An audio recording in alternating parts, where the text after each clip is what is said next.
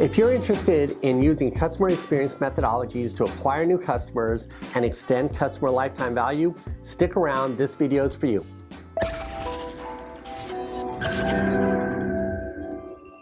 Hi, I'm Dennis Wakabayashi. Today we're going to be talking about the acquisition of customers and the retention of customers, or as I like to think of it, the consideration phase and the commitment phase of customer experience. Before we begin though, if you haven't seen lessons 1 or 2, you may want to refer to those. There'll be a link to them in the description below. Lesson 1 deals with the overall customer experience.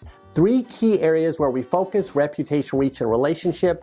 Lesson 2 is about the customer journey. I'm going to be talking about both of those things in today's lessons to tie them together. You probably can get through this lesson without going back, but it would be helpful. That being said, let's jump into how to acquire new customers at the times that they choose us and how to extend customer lifetime value at the moments that they commit to us. So first of all, let's talk about the customers. Where are all the new customers? Easy answer, they're all online. You may be saying to yourself, well, there's retail, there's physical locations. Yes, but even those locations now, we capture customer data at those points and we move them through the internet back to our CX program. So for the intents and purposes of this lesson, all customer acquisition points are online. And after we capture and acquire new customers, we have to maintain those customer relationships at the back end of the customer journey, where customer lifetime value is born. And to really understand the mechanics of making revenue with customer experience, we have to have a language or a way to describe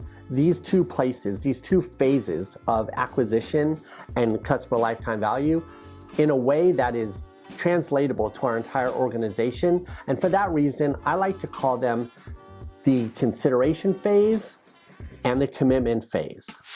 Let's break down both of those. Along the customer journey, this is what happens. Calling back to our first lesson, there are 3 customer experiences that we're orchestrating for our CX programs: reputation, reach, and relationship.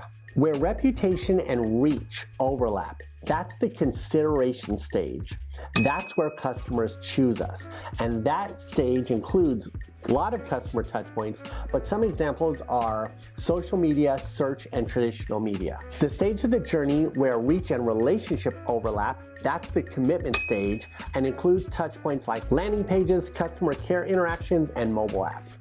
And if you're asking yourself right now, whose job is this? Whose job is the consideration phase and whose job is the commitment phase? You're absolutely right to be asking that question, because the roles of CX really determine the success of your program in your organization. So let me break those down for you.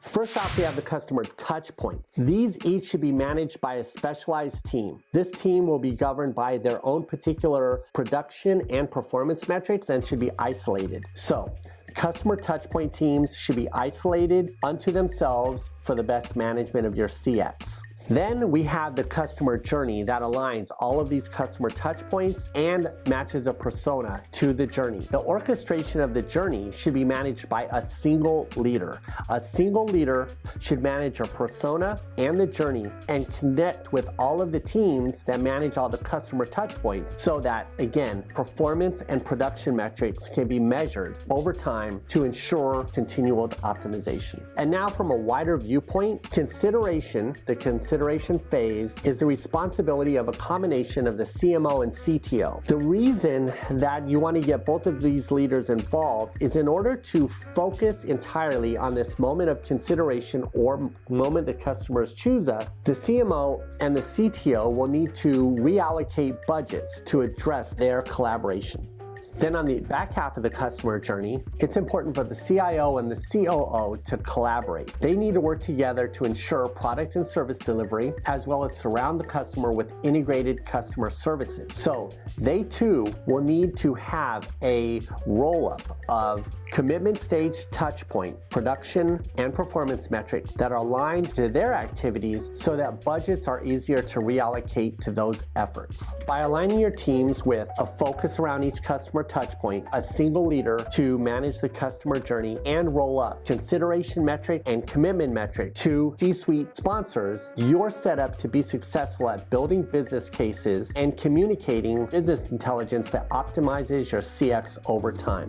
All right, that's it for today's lesson. Short and sweet. I hope it helped you identify moments of consideration, moments of commitment, where you can focus your CX efforts to be successful in the greater organization.